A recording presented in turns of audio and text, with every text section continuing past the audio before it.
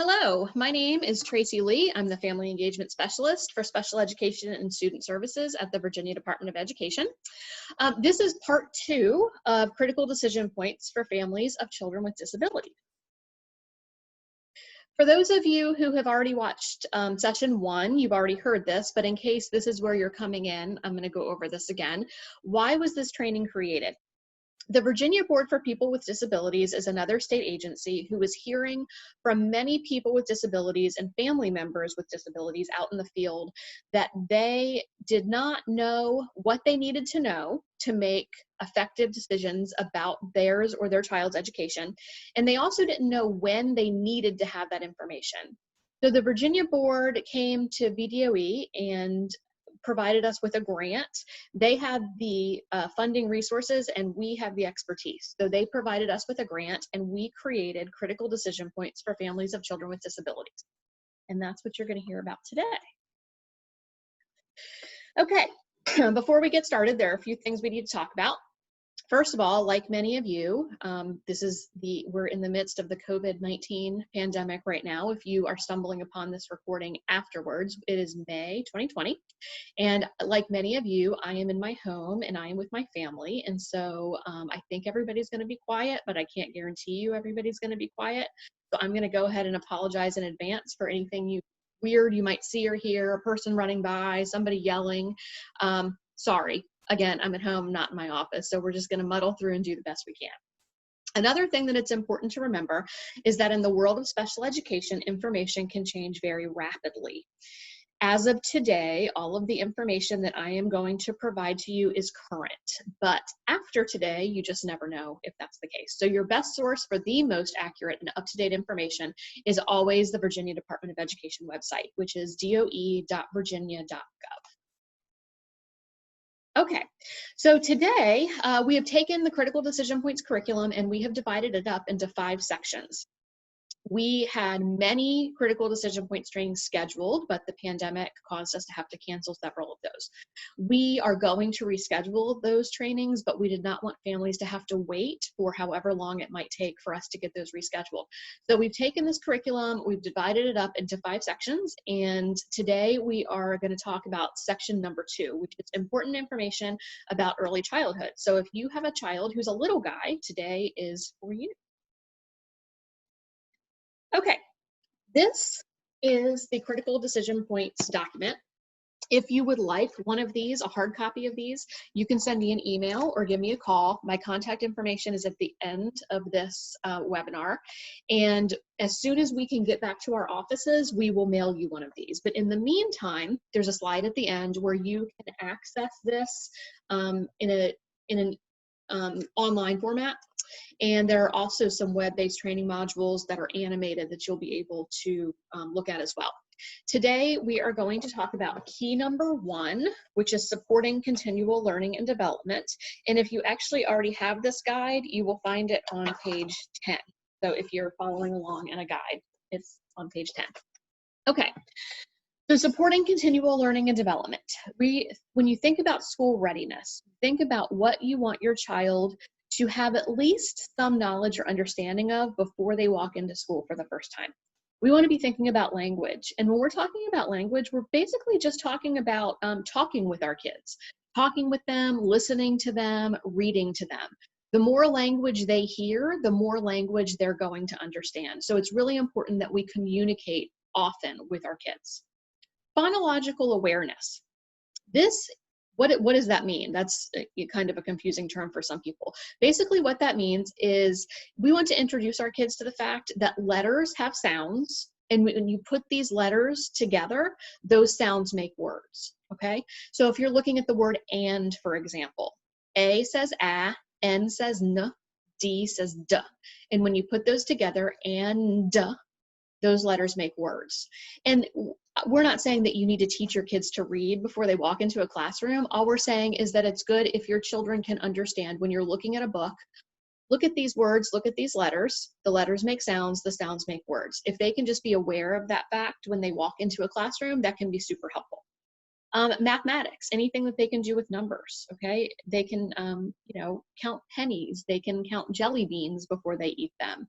Some understanding that money comes in amounts. So a quarter is 25 cents, a nickel is 5 cents. Just anything that you can do with numbers that they can have some knowledge of that before they walk into a classroom is great. Science, and science is all around us. Science can be picking up a leaf outside when you're going for a walk and saying, this comes from an oak tree, this is an oak leaf. Science is everywhere, and we just want to have our children be aware of that and point those things out where we find them. History and social science is the same thing. We can talk to them about this is why we have the 4th of July. This is why we have fireworks on the 4th of July. We can talk to them about things that are happening around them and just develop that awareness. Motor development. This is how your kids move. This is large motor. They have large motor skills and small motor skills. Small motor skills are things that they're going to do with their hands, things like write and cut. If they can have opportunities to do those things before they come to school, that would be a really good thing.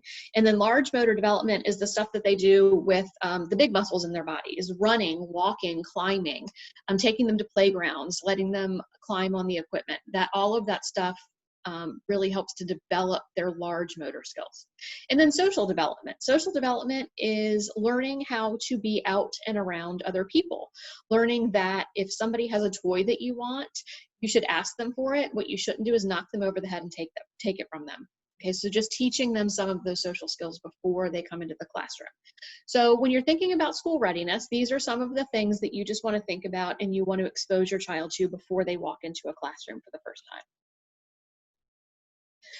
And then for our children who are in special education, how do we make the transition from early childhood special education, which we sometimes call ECSE, to kindergarten? We want to discuss that transition with your child's IEP team. Talk about how you are going to prepare your child to make that leap from ECSE to kindergarten. You want to share your child's strengths and interests with your team. The IEP team, the other members of the team, they know instruction better than anybody, but you know your child better than anybody. You know what your child is good at, and you know what your child is interested in. And a lot of times when our children have some weaknesses, and that's the reason they have an IEP, we have the weaknesses over here, but we can use the strengths and the interests of our child to help us to compensate for some of the weaknesses. And you, as the person who know your child the best, you are the person who can let your IEP team know what your child's really good at and what your child loves, because we can take the things from that list and use them to address the things on this list. You want to plan to get to know your child's new teacher. You want to get to know the new teacher, and you want your child to have a chance to get to know the new teacher before they walk into kindergarten.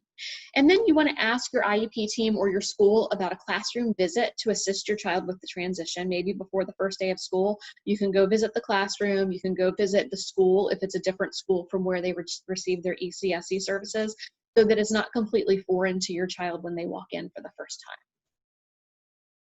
Okay, the next thing we're going to talk about, and the last thing in this section, is critical point 2.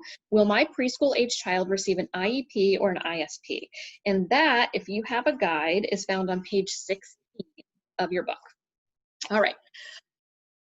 What is the difference and what are the similarities between an IEP and an ISP? An IEP is an individualized education plan, and an ISP is an individualized service plan. Similarities. An ISP must be developed, reviewed, and revised consistent with the requirements related to the IEP team with parent participation. That's the similarities between an IEP and an ISP. What is the difference between an IEP and an ISP? An ISP typically provides limited special education and related services to the child. For example, a child with an ISP may be eligible to receive speech therapy every other week. An IEP, on the other hand, is to provide FAPE, a free and appropriate public education, and may provide more comprehensive educational services for the child. So what does that mean? All right, ISPs are provided to children who are either in private schools or who are homeschooled. IEPs are provided to children who are in public schools. Now, if a child is in public school, but their IEP team determines that they will be better served in a private school, and the IEP team places them in a private school, they are still a public school child in a private school, so they would receive an IEP. A child in a private school whose parents removed them from public education and the parent placed them in a private school, that child would receive an ISP. Every school division is required to put aside funds. They're actually called set-aside funds. And those funds are to provide special education services to children who are in private schools or who are homeschooled, okay? And each school division gets to determine what ISPs will cover, what kind of services ISPs will provide to students within their school division. Some school divisions might say, we only provide speech services through ISPs. Some school divisions might determine we provide speech services and occupational therapy services to students with ISPs. But each school division gets to decide what services they will provide through ISPs. Another difference is this: once those set-aside funds are spent and they're gone, the public school division's responsibility to that child in a private school or a homeschool is finished. They no longer have to provide services, even if it's in the middle of a fiscal year. If those funds are gone, they no longer have to provide services to that child. The same is not said for an IEP. Okay, that child, regardless of funding, a child with an IEP receives their services throughout the entire fiscal year. Okay, it doesn't matter if the funds are gone. That is the responsibility of the school division to figure that out. So those are the biggest differences between an ISP and an IEP. So if your child is not yet in kindergarten, if they're a preschool age child, will they receive an IEP or an ISP? There are two primary factors to determine whether a child is eligible for an IEP or an ISP if they have not yet started kindergarten.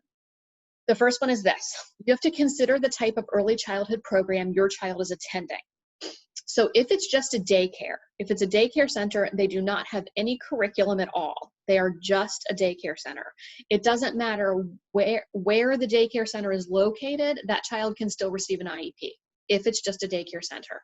However, if the program that your child is attending is considered a preschool, that means if it has a curriculum that they're actually teaching to kids and it's considered a preschool, within the confines of the IDEA, that is considered an elementary school. It meets the definition of an elementary school, which would meet the definition of a private elementary school. Okay, so that's the first thing you have to consider. Does your child attend a child care center or do they attend a preschool? If they attend a child care center, they will receive an IEP. If they attend a preschool, it will depend on where that preschool is located. That's the second thing we have to consider.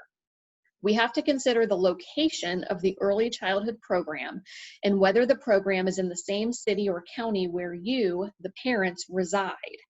If it is determined to be a private school and it's outside your city or county of residence, your child may receive an ISP instead of an IEP. So what does that mean? Okay, first thing we have to consider, is it a child care center or is it a preschool? Let's say that we have now determined our child attends a preschool. There is a curriculum, so they attend a private preschool, which meets the definition of elementary school. So the second thing we have to consider is where is it? So let's say I work in downtown Richmond, but I live in Petersburg.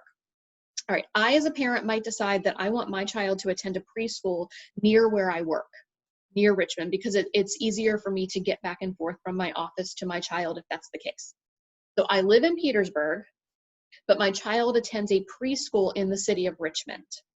If that's the case, if they're attending an actual preschool, not a child care center, in a place where I'm not residing, so in Richmond instead of Petersburg, my child would probably receive an ISP instead of an IEP.